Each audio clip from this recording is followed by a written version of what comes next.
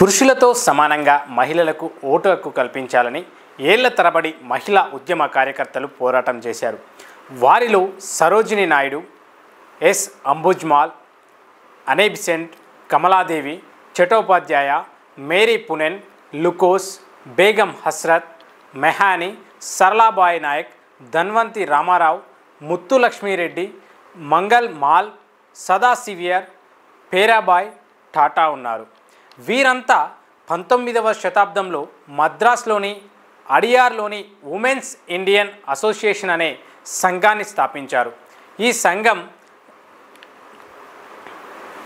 ఈ సంఘం ద్వారా మహిళలకు ఓటు హక్కు కల్పించాలని దేశమంతా విస్తృతమైన ప్రచారం చేశారు. వీరి డిమాండ్లను బ్రిటిష్ పార్లమెంట్ ప్రజాప్రాతినిధ్య చట్టం 1918లో ఆమోదించింది. 30 ఏళ్లకు పైబడిన మహిళలకు ఓటు హక్కును కల్పించింది. బ్రిటిష్ ప్రభుత్వంలో కేవలం ఓటు హక్కు కోసమే కాకుండా ఎన్నికల్లో పోటీ చేసేందుకు మహిళలకు పోరాటం చేశారు. ఈ మాలతి పటర్వన్ రాజకీయాల్లో లింగ సమానత్వం కోసం చట్టపరంగా పోరాటం చేశారు.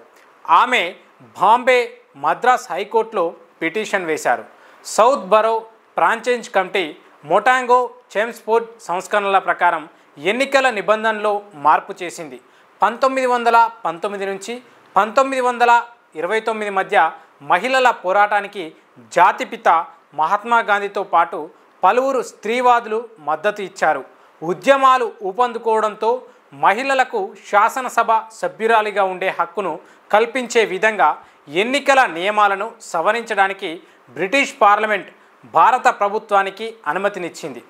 దీంతో మొట్టమొదటిసారిగా ఉద్యమ కార్యకర్త అయిన కమలాదేవి చటోపాధ్యాయ 1926లో మద్రాస్ ప్రొవిన్షియల్లోని లెజిస్లేటివ్ అసెంబ్లీకి పోటీ చేశారు.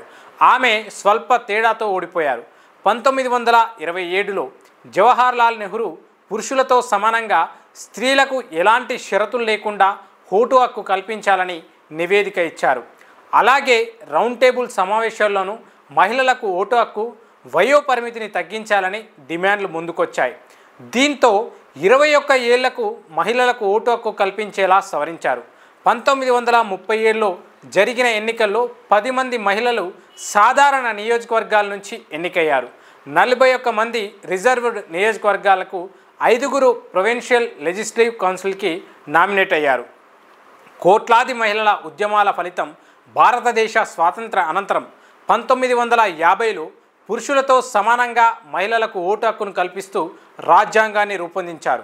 రాజ్యాంగంలోని 60 అంటే ఈ సవరణ చట్టం 1989 21 ఏళ్ల నుంచి 18 సంవత్సరాలకు తగ్గించింది. అందుకే నేడు పురుషులతో సమానంగా స్త్రీలు కూడా ఓటు హక్కును వినియోగించుకుంటున్నారు. ఇది స్త్రీల యొక్క ఓటు హక్కుకు సంబంధించినటువంటి వివరణ.